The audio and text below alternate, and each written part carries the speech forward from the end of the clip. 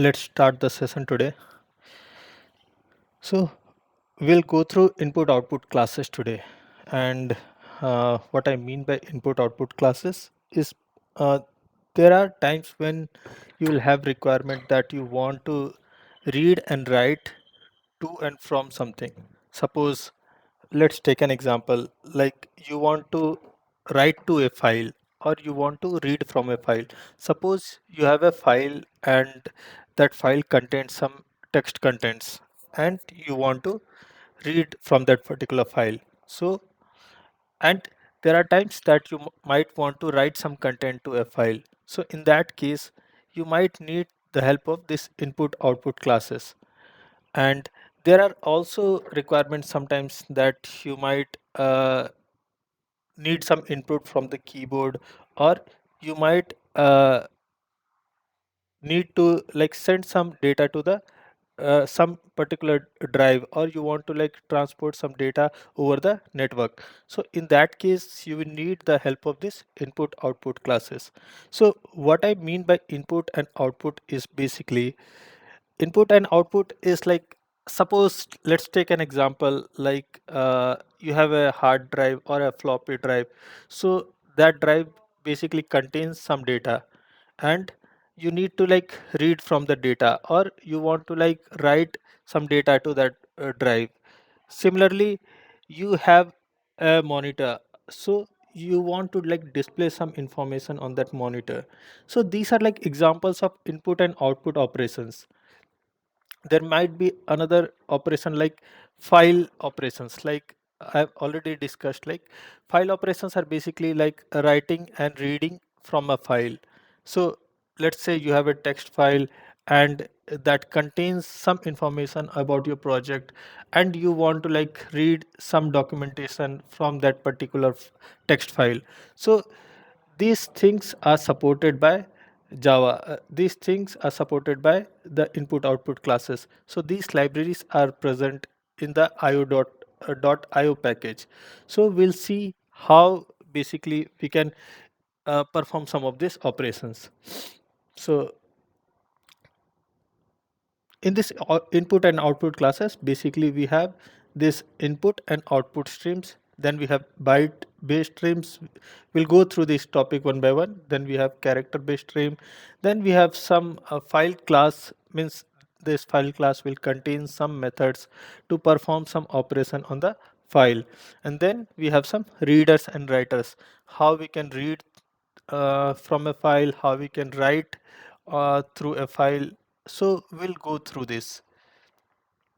Just see this diagram. So we have our program and we are using this input and output library.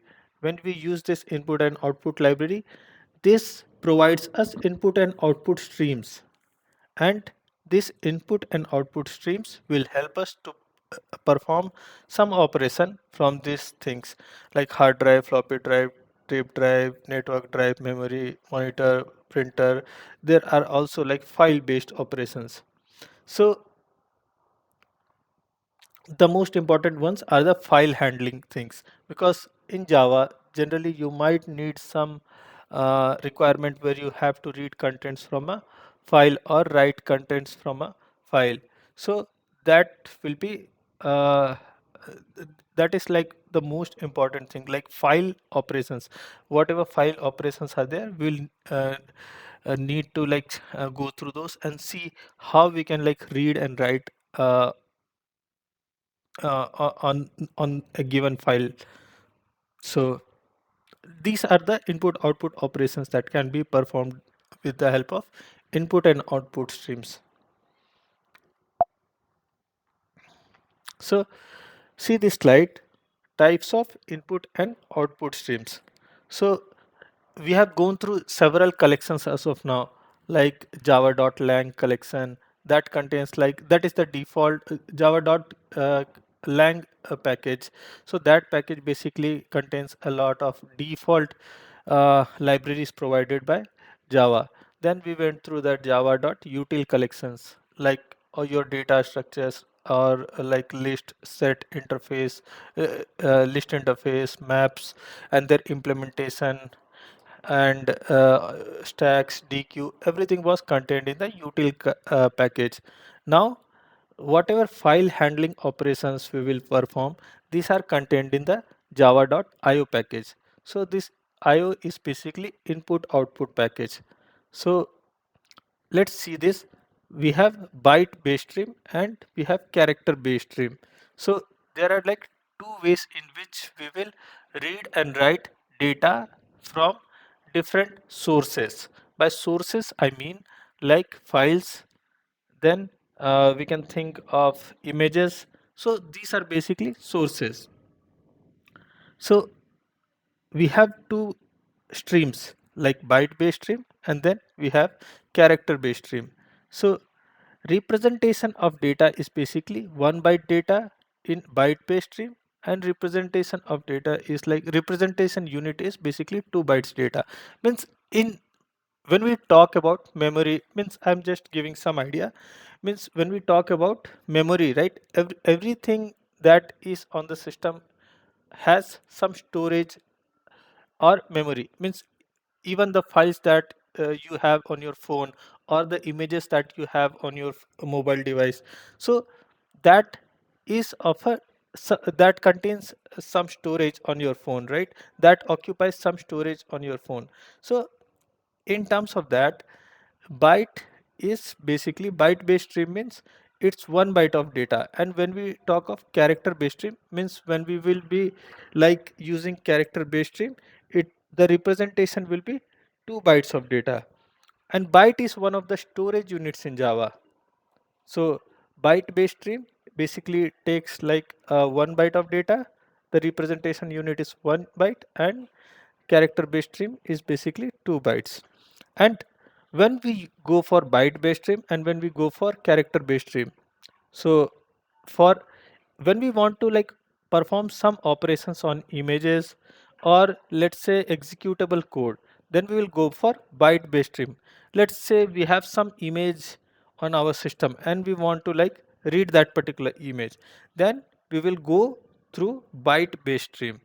And let's say we want to read and write files the text files from the text files, then we'll go through this character based stream. We'll see like what are the classes which are supported in byte based stream and character based stream in the as we go further. So see this byte based stream, also known as input stream and output stream. So when we use this byte based stream, we have libraries like input stream and output stream. And when we use this character based stream, we have like the reader and writer classes. So there are classes in Java in the io package like reader and writer classes, and there are different like classes which are the subclasses of reader and writer. There are like several libraries for reader and writer. We'll see some of them how we can like implement those. So see this diagram. We know that object is at the highest hierarchy. Object class is at the highest hierarchy. This we have known from the beginning. Like object class is at the highest hierarchy, and any subclasses that are there will be the child classes of this object class. So output stream and input stream, all these classes will basically extend from this object class. And in output stream and input stream, so we are talking about byte based streams. If we want to perform operations like reading an image, let's say example, so what are the ways in which we can perform? So we have output stream and we have like input stream, and there are like different classes which support this output stream and input stream.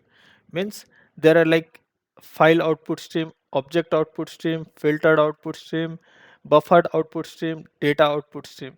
Means each has its own usage, but the most common ones are this buffered output stream and file output stream. And similarly, input stream will basically help you to read contents. It will help you to read contents. Output stream will help you to write contents to something. Input stream will help you to read contents from from some particular source. So The input stream classes are basically file input stream, object input stream, filtered input stream, buffered input stream, data input stream. So this is a hierarchy. This is the hierarchy of byte-based streams. Basically, output stream will help you to write contents to a given source, and input stream will help you to read data from a given source. And these are the supporting classes that are that will help in performing output operations or input operations. Let's go through another slide. This is about character based streams. So if you want to basically perform file related operations, you can go through this character based streams. And by character based streams, these are also under this object class.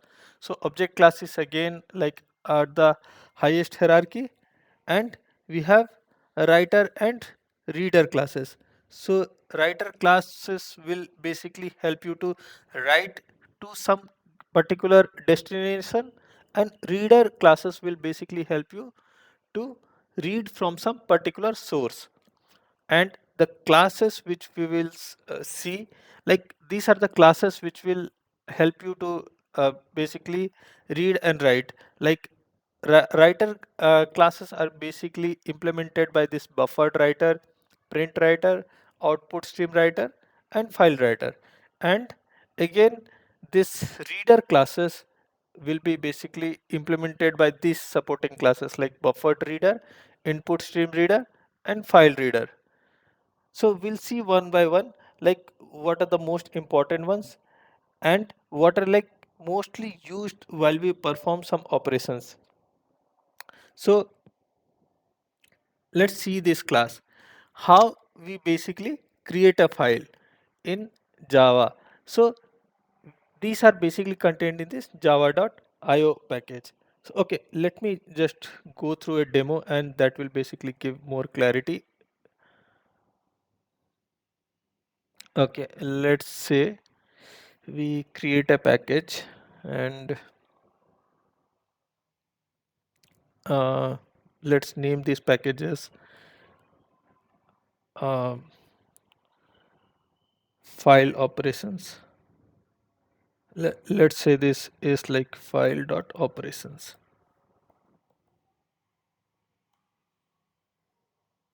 So we'll see what are the operations basically which we can perform on this particular on a file, and how we can like read and write through a file. Let's create a class like file example, or let's say like file operations.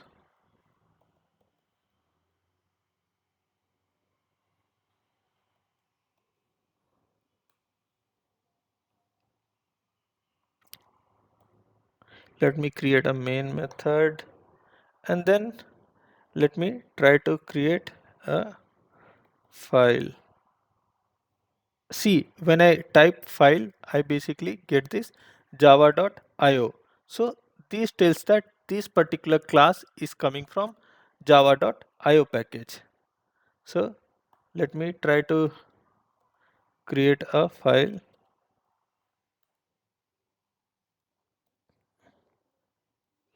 Let me name this file as abc.txt, and let me try to create this file. When I do this f dot create file, create new file, so it will try to create a file. And see, when I do this, I'm getting some error. I'm getting some error. So this is like compile time error. So what the editor is telling me, that you need to handle some exception, because when you are dealing with files, basically it's kind of an input output operation, and there are chances that you might get some input output exceptions. So you need to handle those exceptions. So how do we handle the exceptions? We basically use try and catch block. So let's go ahead and try to follow this suggestion. We'll add the exception to this method signature. So see, we had understood two ways. Either we can like do this throws IO exception here, or what we can do, we can also write this piece of code in a try block, right? This is also, we can do this as well. And when we do this, what we need to do we need to handle this exception using the IO exception class, because we are expecting something like input output exception might occur in this particular case. So we will use this IO exception. The alternative way is also like you can remove this try and catch block, and in your main method, what you can do in the method signature, you can write something like throws IO exception here, something like this. But let's go with the try and catch block here. So we'll see how basically we can, let's try to perform some operation on the file. Let's say we want to check if the file is existing, and let's try to run this program.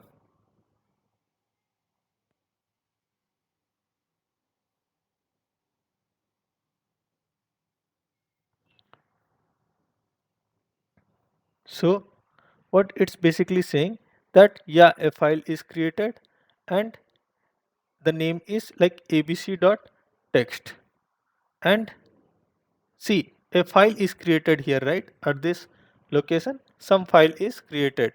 We had performed an operation and we are able to create a file. So let's write it down here. You're seeing this file got created, right? abc.txt. So we had provided the name of the file here. File f is equal to new file, and what you need to do, you need to provide the name of the file. You can also choose to provide some absolute path, means the destination of your system where you want to basically store this file. So for example, I have like given this abc.txt, so I've got this file created here. So this is the command for creating a new file. File dot means this object reference we can use, and we can create this new file like with the method create new file. So let's write down some comment like does file exist. Are you following this? Is it like difficult, or is it like okay that you are able to follow this? Anyone facing issues until now?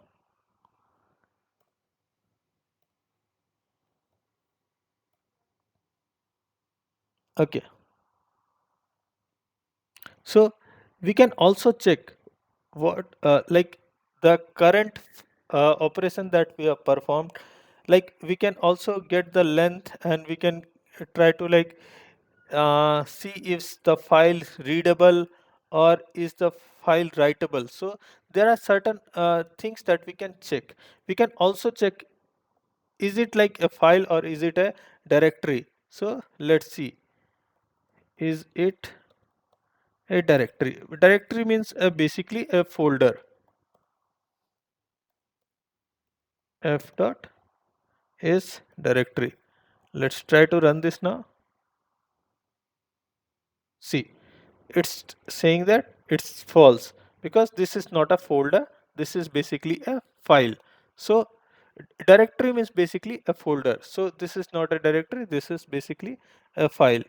And you can alternatively check like is it a file, is it a directory. So there are like some operations that you can perform. So let's see this, is it a file? So there is some method for that, f dot is file.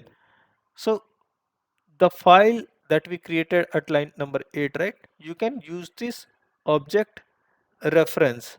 So you can use this reference to basically perform any operation on this. So let's see if this file is readable or not. Is the file readable?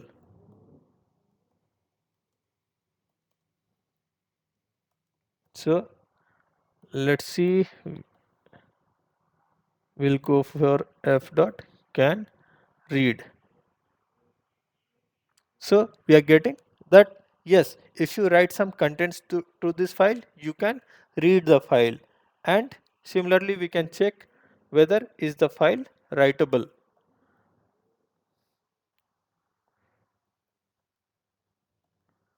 So there are methods to check this as well, like can write is a method which is basically contained in this file class, and you can perform different operations, like can write can help you to basically check if this file is writable. So yes, you can basically write contents on this file as well. So these are basically some of the basic operations that you can perform through a file class. Now let's say we want to read through a file. We want to read through a file and write to another file. Okay, let me try to close this text file. Let's say what we want to do is, let's say I will create some uh, read text and read and write text. So I've created a read and write text. So what I'm trying to do is, the aim of this or let's say the requirement is basically read from a file and write to another file. So you will be given a file which will contain some text, and you want to basically read the contents from a file, from that particular file, and you have to write to another file. Means you have to basically whatever content is in the file 1, you have to write it in a file 2. So it's like reading from one file and writing to some other file. Means we have some kind of like source and destination data that we want to like copy. So we'll read from a file and write to another file. So this is our objective. So how we'll do this? Let's see this. We'll create the main method, and then what we'll do is we'll create one file. We'll create one file at this location in this package. So let's create one file. Let's name this file as file1.txt. So let's write some content in this file. Hello, hello, welcome to Java training.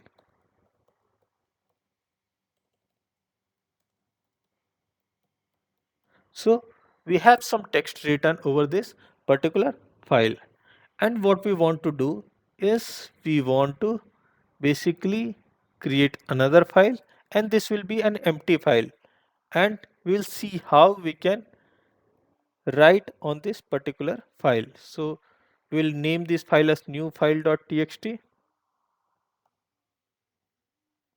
and now let's write our program.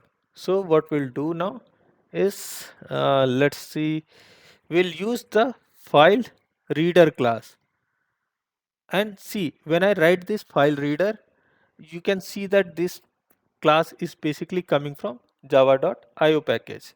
So we'll go ahead and create this file reader, and let's create the object of this file reader, and we'll give the path of this first file. We'll give the path of this first file. So let's click over this and get the absolute path. So let me try to give the path of this file. So I have given the path of this file. See, when I do this, right, what it's saying, I'm getting some error. Why I'm getting some error? Because this is a file related operation. And when I use a file related operation, this is kind of like input output operation. So we might get some kind of exception, and which needs to be handled. So what we'll basically do, we'll try to add some it to some method signature, or what we can do, one way is what we can do is use the try block. So let's place this piece of code in the try block, and when I do this, what it will ask me, if I am using some try block, I need to handle the exception as well. And what I need to do, this is an input output exception, so I'll need to use a catch block to handle this exception. So this is our this is where I'm handling the exception, and let's see if there is any exception, we'll print the exception trace. So it will get more information about the exception when we basically write this e dot print stack trace. So we are reading through we are reading contents from this file 1.txt, and what we want to do is we want to write to a file as well. So let's use this file writer class. We have one file writer class which will help us to write to that particular file, and file writer fw is equal to new file writer, and we will give the path of this file. We want to write some contents to this file. So let's give the path of this file here, and we are reading from this file, and this is an empty file, new file.txt. We want to write contents to that particular file. So what we'll basically do, we will use character based streams. We in the beginning I told you, right, that we will be using character based streams. So let's uh,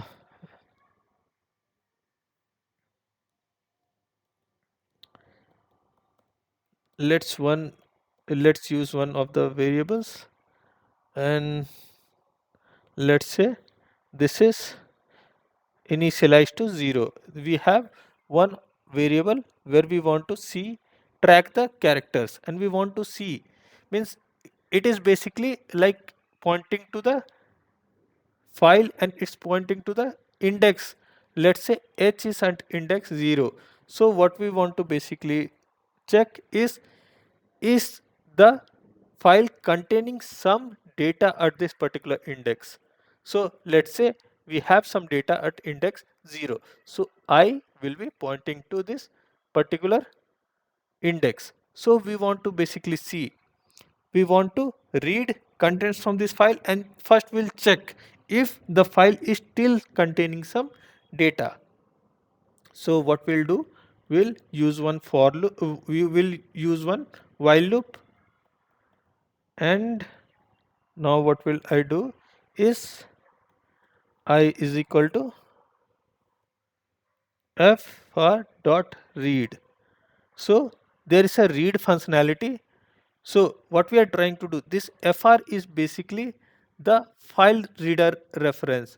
This is the reference of file reader class, and file reader is basically reading from file1.txt. So what I am trying to do now is I am reading through the file, and I need to like check if this is basically, if this is, if this file is still containing some information. So we will continue to read until there is information. So what will I do, I'll do something like this. So we are trying to read fr dot read not equal to -1. So if there is some data, this will not give a value of -1, and suppose the data in the file is now over, means we do not have any further data. So in that case, this method will give us a value of -1, and at that point we know that we have like read through the file, we have read the entire content from that particular file, and then we want to basically stop, we want to basically stop our file reading and writing operation. So what we can do, we can, now we can write to the particular write to the another file. So we have the object reference of file writer class. So what we'll do, fw dot write. So whatever character that we got from this file 1.txt, that we want to basically go ahead and write in the destination file. So let's write this down, fw dot write I.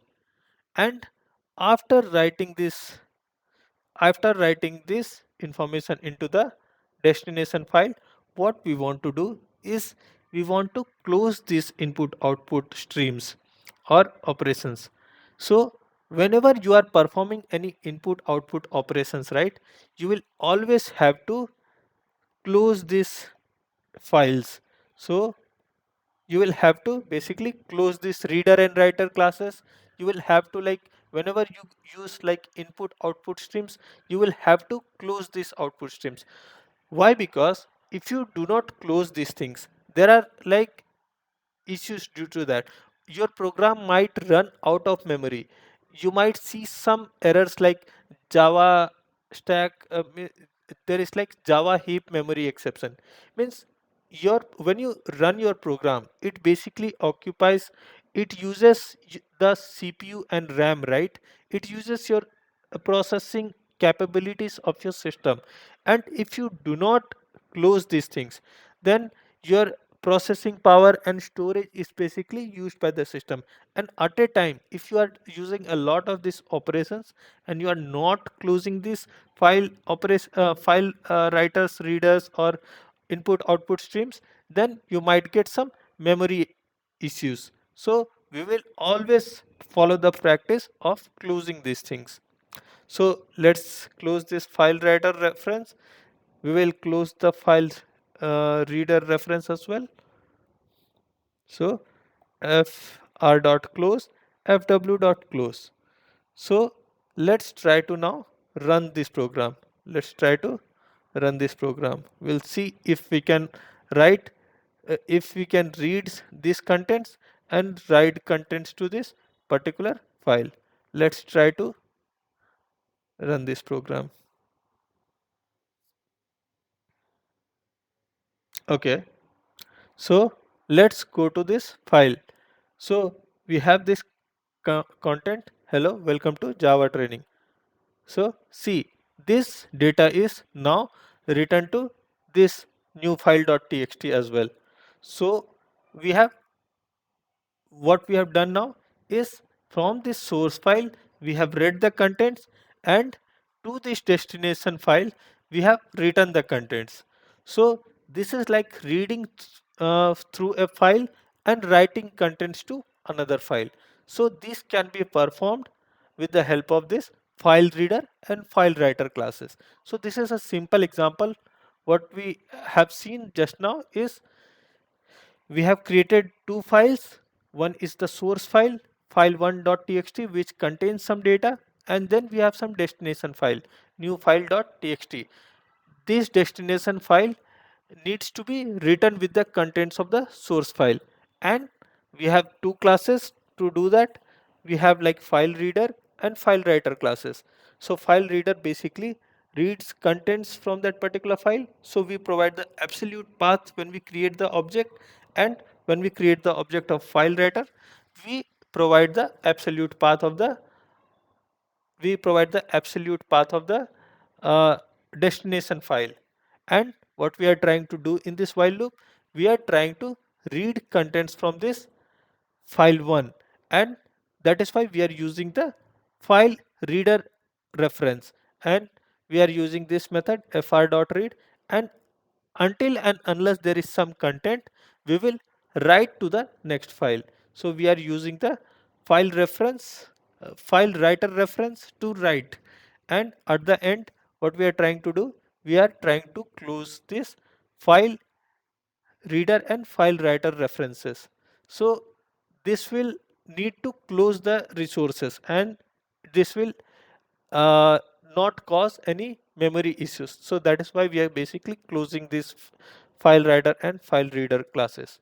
And in this entire scenario we need to handle this IO exception, because when we write any code related to file, there are chances that input and output exceptions might occur. So we need to handle these exceptions. And when I run this program, it basically whatever content was there in file 1 is returned to this new file.txt.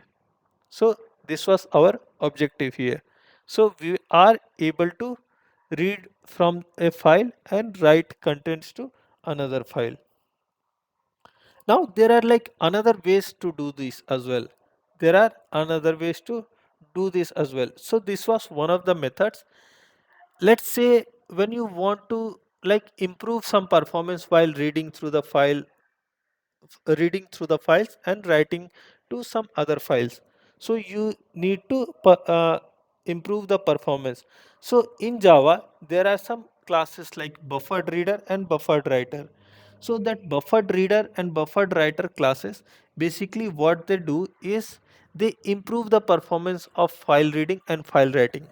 So they create they create some internal buffer. So at the back end, what happens when you use the buffered reader and buffered writer, so internally some buffer is created, and when entire thing is read, it flushes that particular data all at once. So in that case, what happens when the character by character is buffered internally and it is flushed out at once, it basically improves the performance of file reading and writing.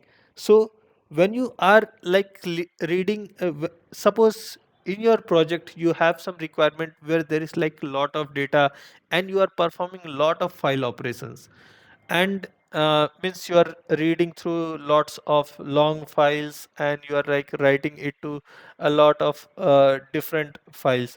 So if there is like lot of intensive file operations, so you can use for the buffered reader and buffered writer. So we'll see how we can basically use buffered reader and buffered writer to read through some files.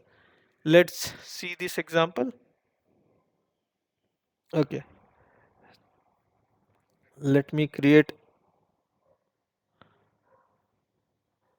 another Java class and let's name this as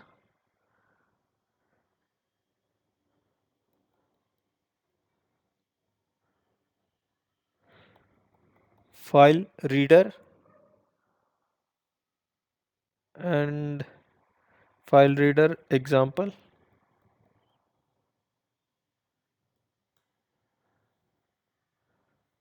And what will I try to do now is I'll try to create a main method and I will try to use the buffered reader.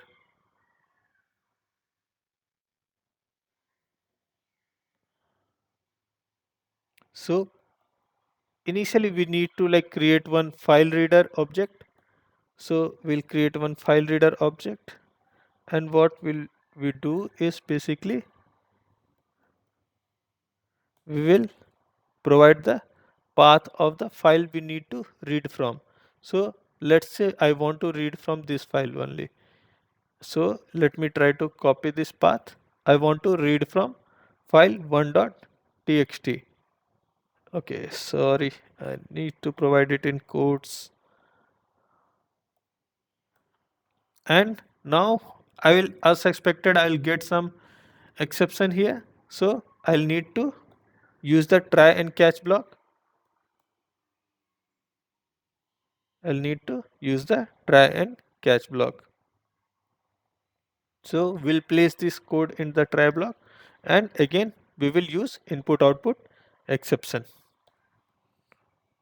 We'll print out the stack trace e dot print stack trace. And now what I will do, I'll try to create a instance of buffered reader. So I want to use the buffering capability of buffered reader such that it is flushed all out once. So you will not see any difference in the output or as such anything, but internally the performance is improved. So I'll create an object of buffered reader, say buffered reader br is equal to new buffered reader, and in this buffered reader I need to basically pass the reference of this file reader. So let's pass the reference of this file reader here. See, when I do this, right, candidates for new buffered reader are, I'm getting some error because this is expecting an instance of file reader. So let's pass this fr here. Then the error goes away, and let's try to perform some operation. So now we will use this br object reference to perform some operation.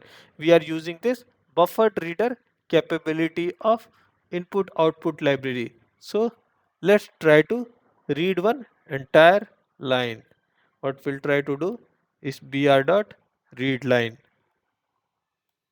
So this read line will try to read the line, and we will again use a while loop to check if, when we are trying to read a line, if we are getting a null value. Null value means that there is no content. So we'll check like s dot not equal to null. If it is not equal to null, what we'll try to do, we will try to print out this. We will try to print out this, and again we will perform a read line operation. Why? Because we will try to read until and unless there is content. We will try to read until and unless there is content. So this is like reading one line and check. Initially we are reading one line and we are trying to check if there is some content or not. If there is content, we are writing it out, and again we are again reading, like if there is still content left. So this, if there is some content, then this while loop will run again, because this s will contain some data. So if this is not null, we will again print it, and at some point, suppose like the entire content is read through. If the entire content is read through, then what we'll do is we will basically uh, will exit from this while loop. At some point, this s will be null when the entire content is read. So at that point, the loop will terminate and we will come out of the loop. So let's try to see if we are able to perform our objective. Let's try to close this file reader. Let me try to run this program. See, we are able to read through that particular file and write it on our console or terminal. So we are able to get this output. So you did not see anything different, but internally the buffer capability of this buffered reader was utilized, and it helps to perform better performance output. Means you will realize this when you like use a lot of like intensive data, when you have something like uh, let's say 1,000 pages or 100 pages data, and then you will like basically realize the difference. So as of now, it's like buffered reader can be used to improve the performance when you want to like read and write through a file. So you can use this buffered reader uh, buffered reader library when you want to basically perform better performance while using file input and output operations. So let's see another thing. We'll try to again use file writer, and we'll try to use this buffered writer. So this was about reading from a file, and now what we want to do is we will try to write something to the file, and let's try to create another file.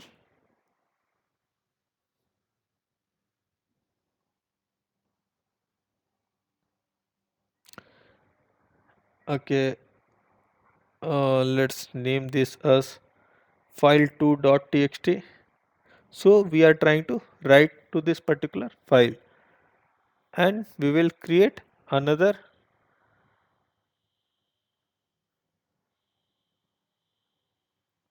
file writer example, and we will try to use buffered writer in this case. So we have seen the usage of buffered reader. Similarly, we will see the usage of buffered writer.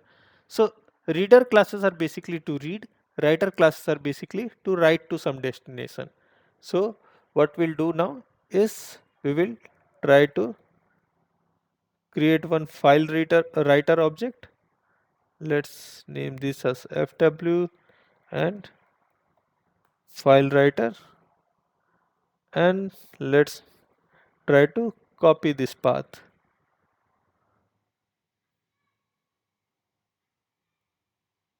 Okay,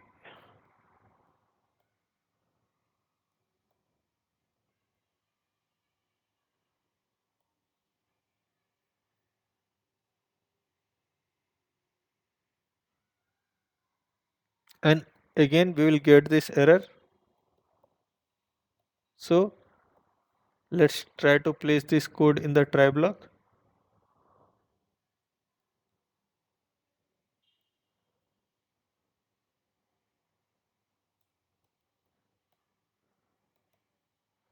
and let's try to handle the exception using the catch block. Let's try to print the stack trace here, and now we will create the object of buffered writer. So let's create the object of buffered writer. All these classes are basically in the io.package.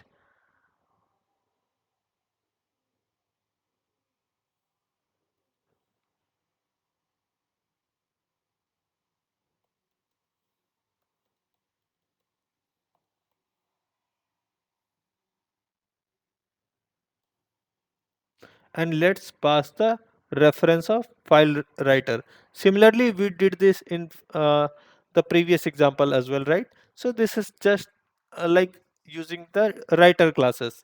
Previous class, in the previous example, we used file reader and buffered reader. Now we are using file writer and buffered writer.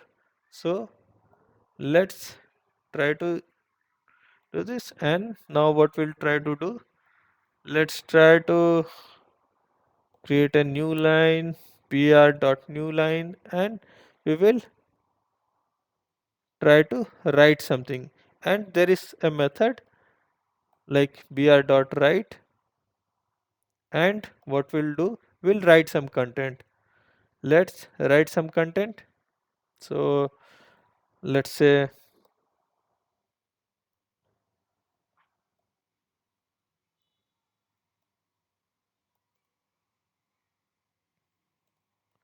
hello, let's study file handling operations.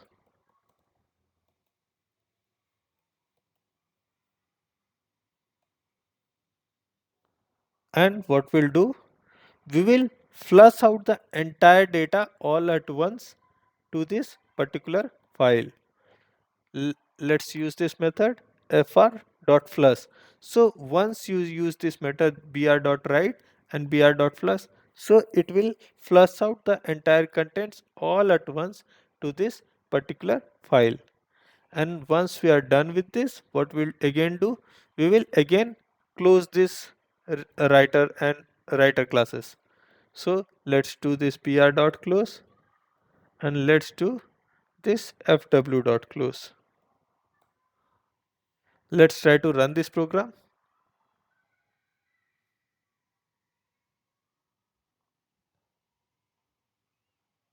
Okay, let's try to go and see in this file2.txt if we got some content. See, we got some content. Hello, let's study file handling operations. So this is about like writing and reading from a file. So this time we have like seen it through the buffered reader and buffered writer. So whenever you want to like improve the performance of file reader and file writers, so you will use it along with buffered reader and buffered writer. So file intensive operations, if there are like too much of file intensive operations, file reading and file writing, so you can go for buffered reader and buffered writer. So let's go to the slides.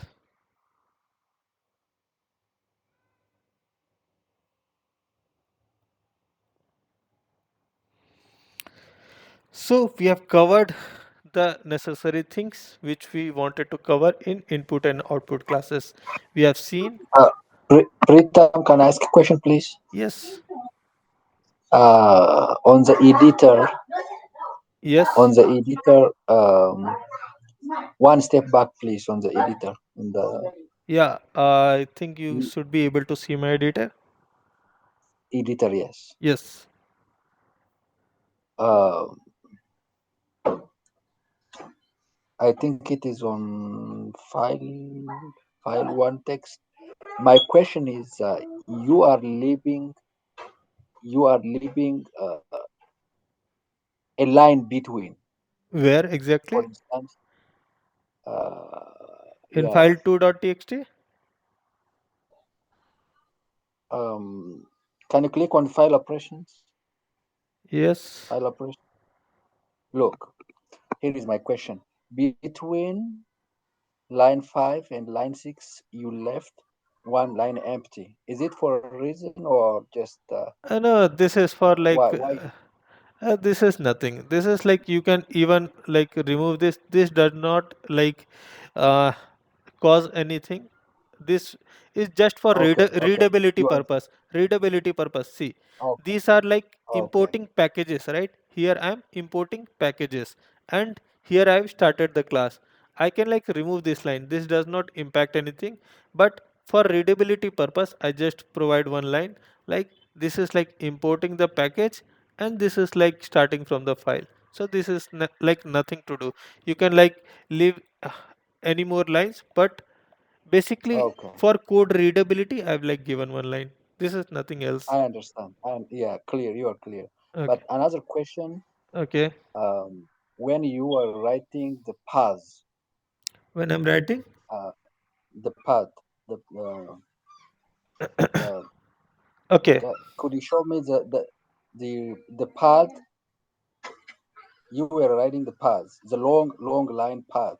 Okay. I was writing this path, right? Yes, yes, yes. Yeah. Uh, did you copy and paste, or how do you get it? This long line. Yeah. Yeah. If I go and hover over this file, right? And I try to copy this path, right? There's an option like you can copy this path. So Okay, you go over this and try to click on this absolute path, so you will be able to copy the path, and then you will be able to you just copy paste that particular path here. You got it how I got great, the absolute path, right? great, great. Thank you, thank you. Okay.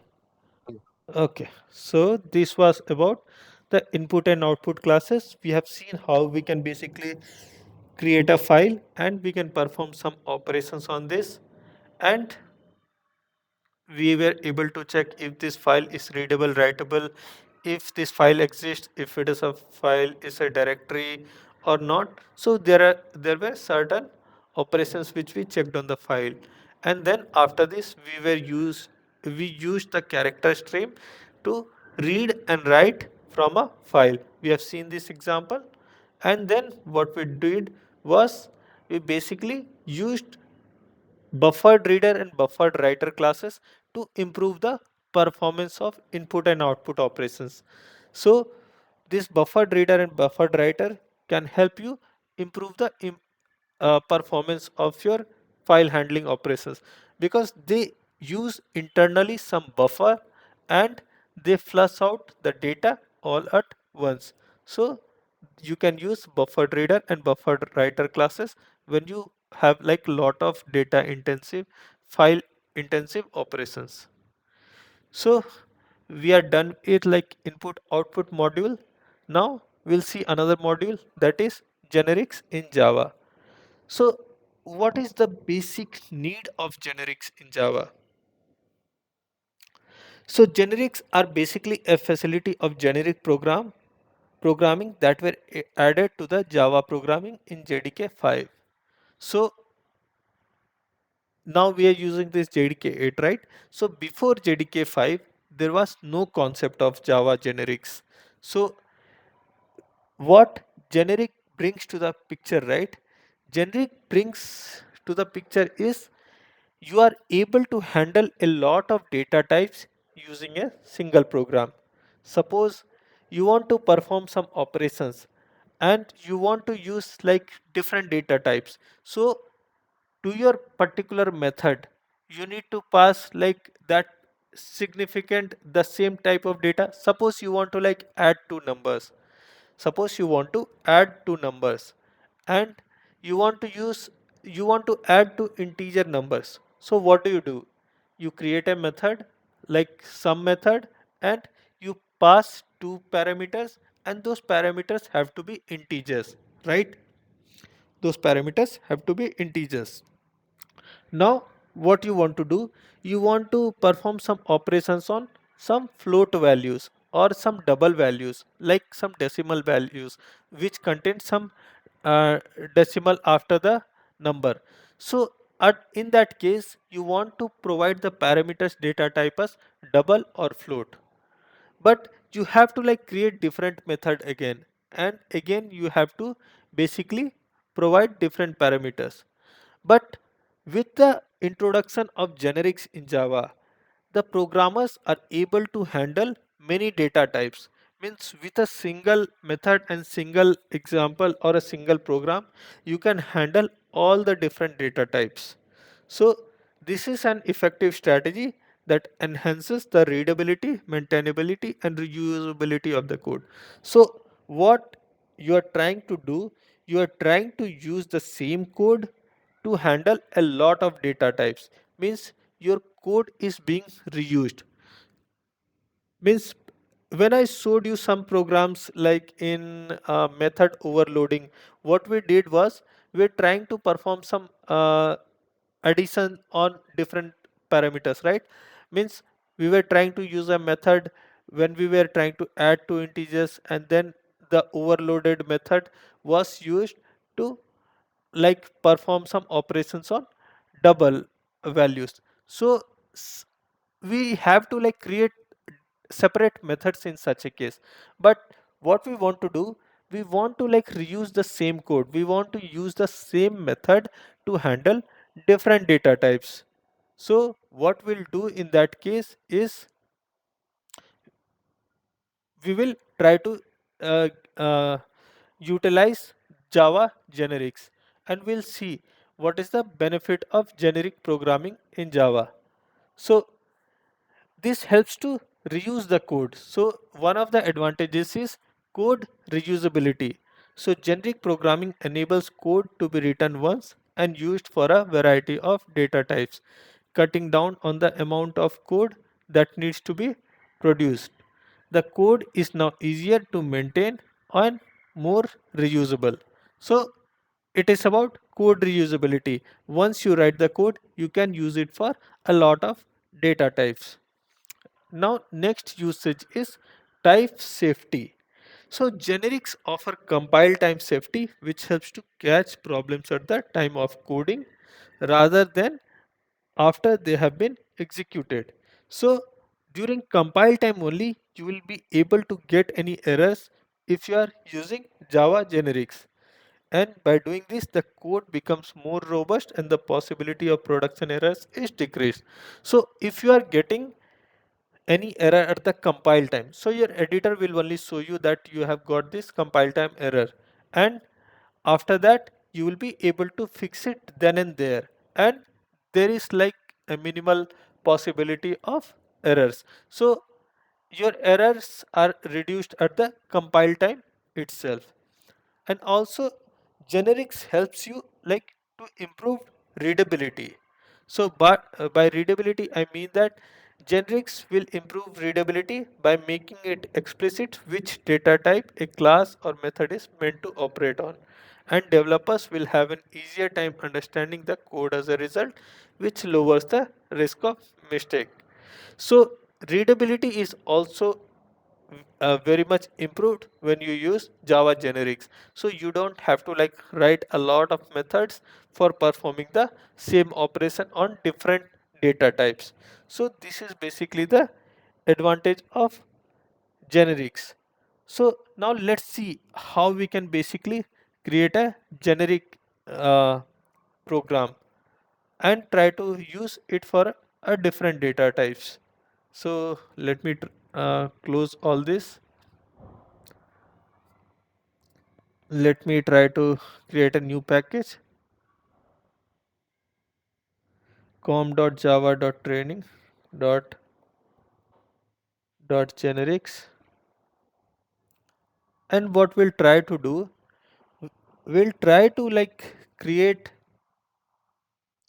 one class and try to use it for a different data. Let's say I'm creating one class and I'll try to use it for different data types. Let me try to explain that thing. Let's create one class like generic test. Let's try to create a class named generic test.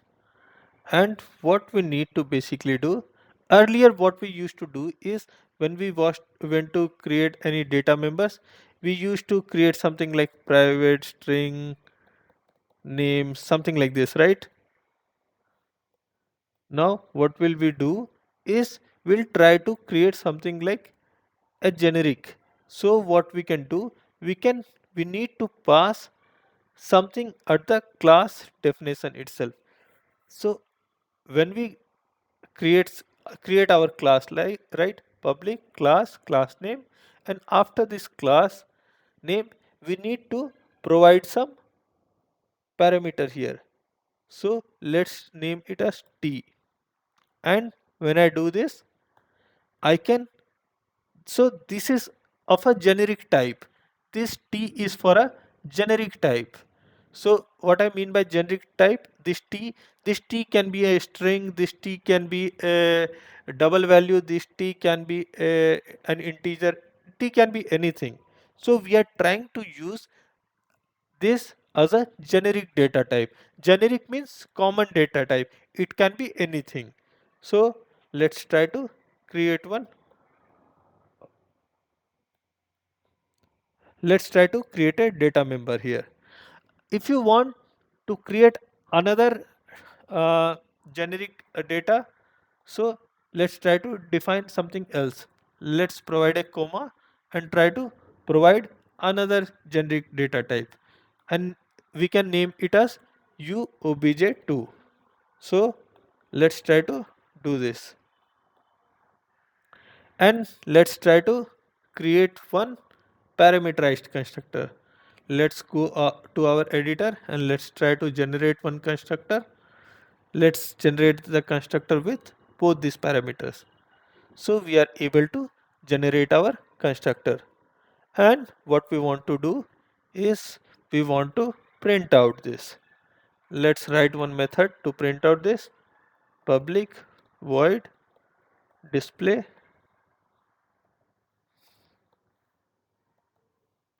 and in this method what we'll basically do, we'll try to print out these objects.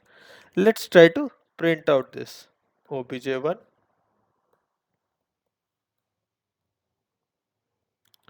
obj2. Now what will we do is we will try to create a main method here. Let's try to create a main method, and let's try to create the object of this generic class. Whenever we want to like provide some data to our data members, so what we basically do, we first create a parameterized constructor, we initialize that, and then at the time of object creation we pass some values. So whenever we create an object and pass some values, this constructor is called and these data members are initialized. So let's try to do this. Let's try to create the object of this, and let's try to pass some data. Like let's suppose the first parameter that I want to pass is string, and the second parameter is, let's say, it is an integer, and let's provide some reference variable, and then let's we need to pass those values in this. Uh, so initially when you created some object, right, you remember there was something like test t is equal to new test, and then what you want to do is you want to pass some value, let's say John. You created some object like this, right? So now what we are trying to do is we are trying to introduce one angular braces here, and this angular braces we want to pass, let's say we have two parameters, so we want to provide the data type, any data type we can provide. So let's remove this. So similarly I'm doing that, and here I need to provide values to the two parameters. So if the first parameter is string, so we will provide some value to this, and let's say I provide some, let's say this integer is some integer, so let's pass this value. And now that our generic object is created, the constructor is called and the data members are initialized. Let's try to use this reference object reference to display the data. Let's try to display the data. Let's say obj dot display. Let me try to run this program.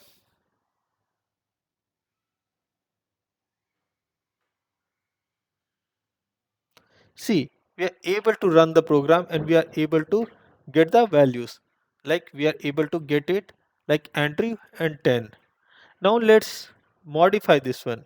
Let's try to modify this. We'll use some different data this time. Now what will we do? Let's name this as obj2, and let's say we want to use a double value. And similarly, if you are using a double value, see, this is like showing me compile time error. So this is like checking errors at the compile time itself. So this is also one benefit that generic programming helps me to get the errors at the compile time. So if our data type is double, what we want to do is we want to provide some double value. So double value is, let's say, some decimal value. Let's say 10.5. See, the error went away, right? And now if I run my program, I would be okay. I need to use obj2.display.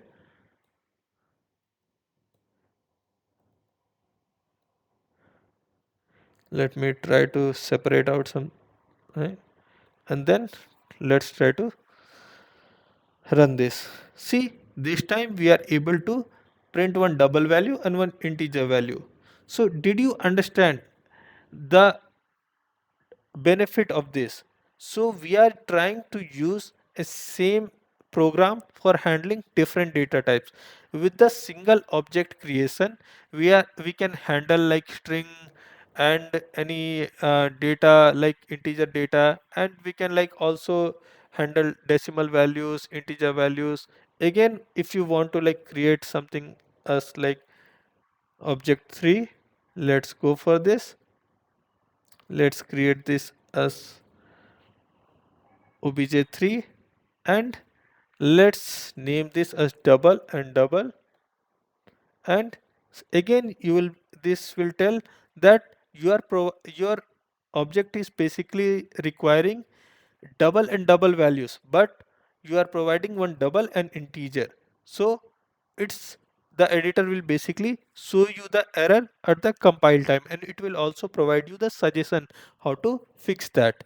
So what you can do, you can provide one double value here as well. So let's say okay, 50.5, and let's try to run this now. Let's try to run this. So with the help of a single program, you can basically handle a lot of data types. See, we are able to print both the values as double now. In the first example, we were able to print string and integer. Next example, we are able to print double and integer, and now again double and double. In the classes that we had seen until now, when we were using a constructor, we were specifying the data type here itself at the time of instance variable creation. So if we like use that, if we like specify that is our id is an integer or the name is a string, and we create such data members here itself, then in the object creation you have to basically pass only the integer and string. So you cannot use that particular object to use to provide some generic value. But in this program, basically you see that you have passed two generic data types here, and you have initialized those generic data types in this constructor, and you are printing it out here. And while the object creation, you can try to decide what data type should be contained in this two generic data types. So let's say I've created like three objects, and once I'm using string and integer, once I'm using double and integer, and then again double and double, and then I'm trying to print that out. So once I do that, I'm able to use the same method and the same program to handle different data types. So this is the beauty of generic programming. So you can think of scenarios like if you are performing similar operations, like if you are performing like the same operation for different data types, then you can create a program such as this, and you can go for the implementation. So this is the beauty of generic programming. With a simple program and a simple method, you can handle a lot of data types. Okay, we'll see another example. Everyone understood this, or anyone has any confusion? Okay, one more thing. While we were creating the collection classes, right? Collection classes are also an example of generic classes. So let me try to show you the collection framework examples that we took. So let's see one of the examples, like array list demo. See, when we used to create a list on array list, right? So at the runtime, we can try to create a list of integers, we can try to create a list of strings, we can try to create a list of double values. So the collection classes that are provided by the java.util package, they are a classic example of generics in Java. So you can create a list of integers, you can create a list of strings, you can create a list of custom objects, right? Like list of employee. So you can create a list of students. So this is a classic example of Java generics. You have already used Java generics when you were using the collection classes, but you were not aware of that. But now this class is basically, this class is a custom generic exception class. Sorry, custom generic example class means you are creating a class which is handling generic data types, and this is a custom class, a user defined class that is using generic data type.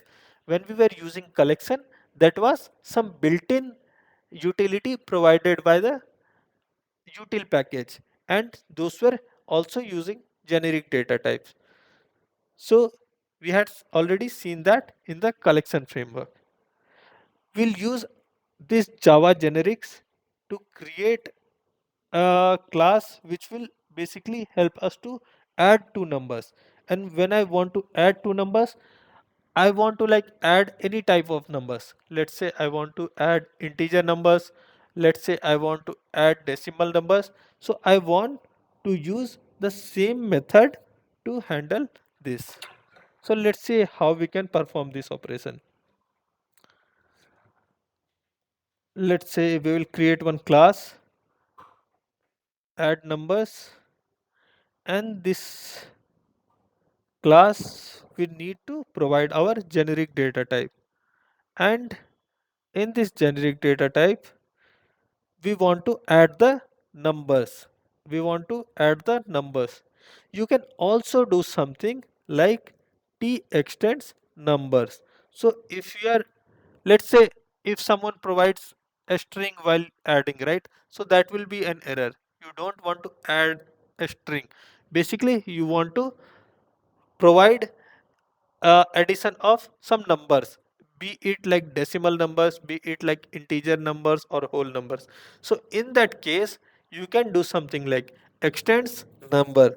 So when you do this extends number, this is like limiting that you have to provide any integer, any decimal, or any negative number. You can provide those things. So what you will do now is, let's try to create two numbers now. Let's try to create two data members of the same type. Private t, let's name it as num1, then private t, let's name this as num2, and let's try to initialize these data members using the parameterized constructor. So we have initialized this data members using our parameterized constructor. So now we will create one sum method. We will create one sum method or add method. And so this will, the return type of this will also be generic. Suppose we are adding integers, this t will be integer. So let's use this. Let's create a method where this t will be returned, and this t means if you are adding two integers, this t will be integer. If you are adding two double numbers, this t will be a double value. So let's say we want to handle those cases. Now let's say if our number 1 and number 2 is an integer, and so what we can do is, there is some method in Java which will help you to check if it is an integer or if it is a double. So let's say if num1 instance of integer. So this method, this condition will basically help you to check if your number 1 is integer. If your number 1 is integer. And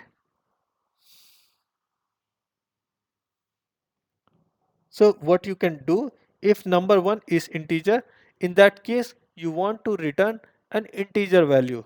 So let's say I will return, you can write something like num1 dot int value plus num2 dot int value. You can do something like this. Now you'll get some error. What it is saying, that it requires a t type. So you need to basically typecast this.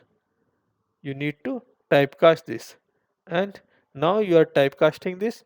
You also need to typecast this. So let's say we are making a sum of this, and we are first typecasting this to an integer, and then this requires a t type. This will require a t type. If I remove this, I will still get an error.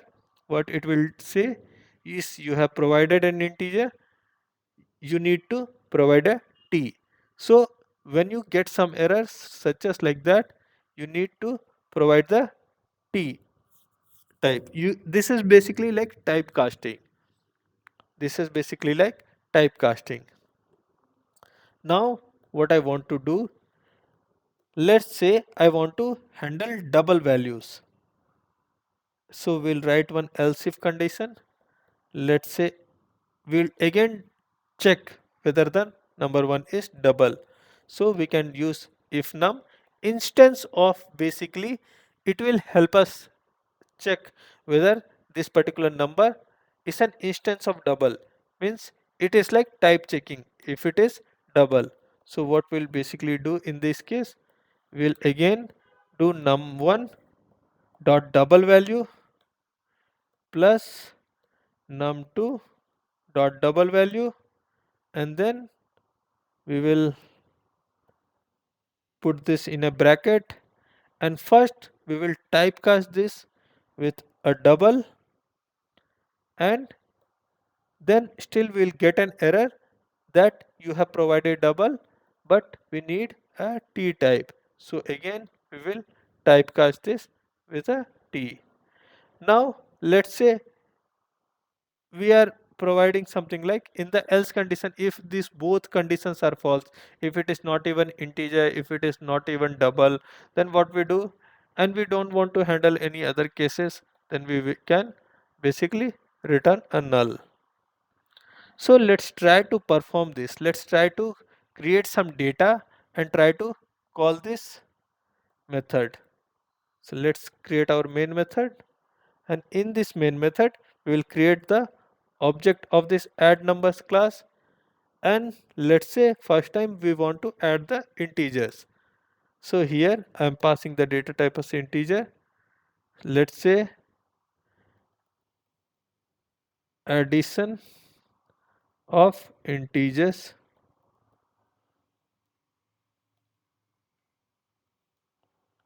and now what I need to do, okay, I need to add the numbers, and here I need to pass the integer values. Since I have created a method to handle the sum of two integer values, so I need to pass any integers. Let's say I'm passing one integer and one double, so I'm getting an error as there itself. So it's expecting two integer values, so I need to pass two integer values.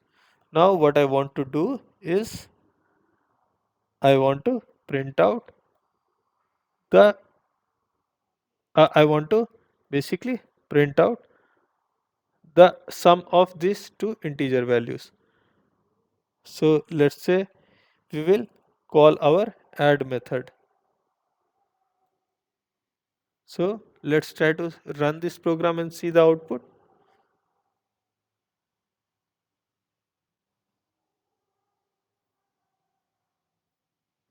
7. Let's say sum is 7. Now at the same time what we are trying to do, let's try to use this to add to double numbers. Let's say we want to add some double numbers.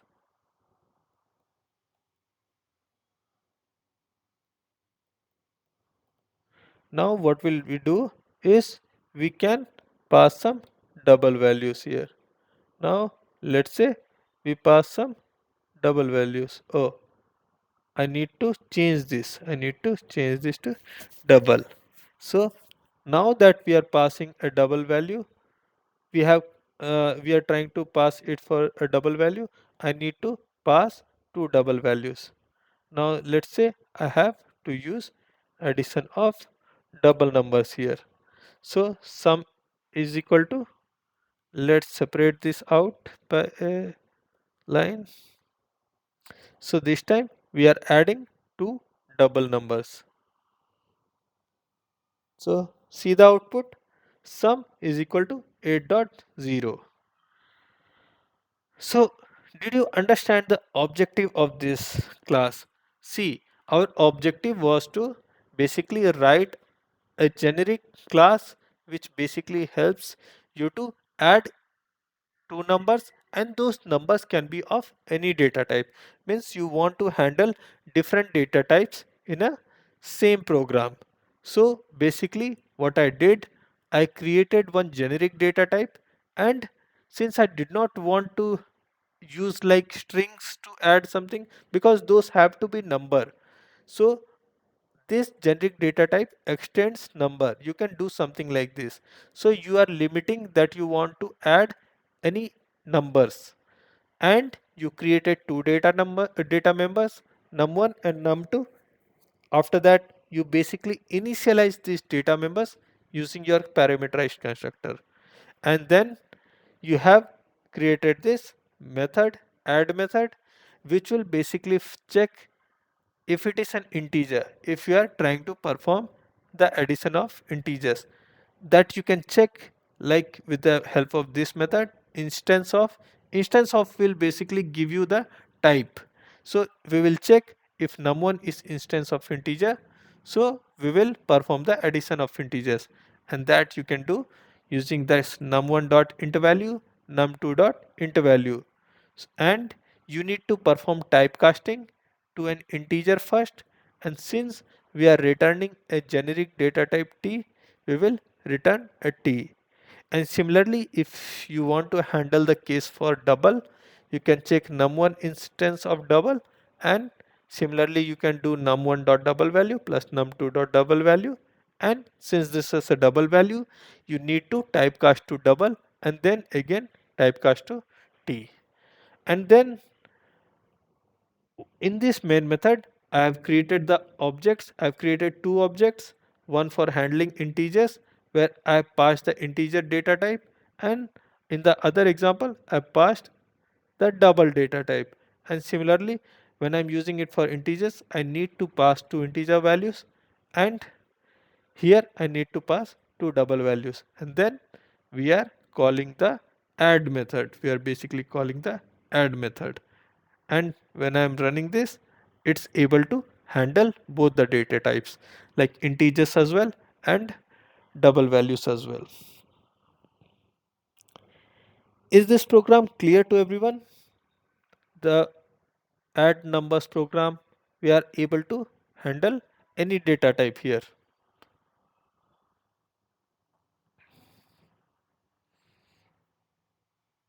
Does anyone have any query here?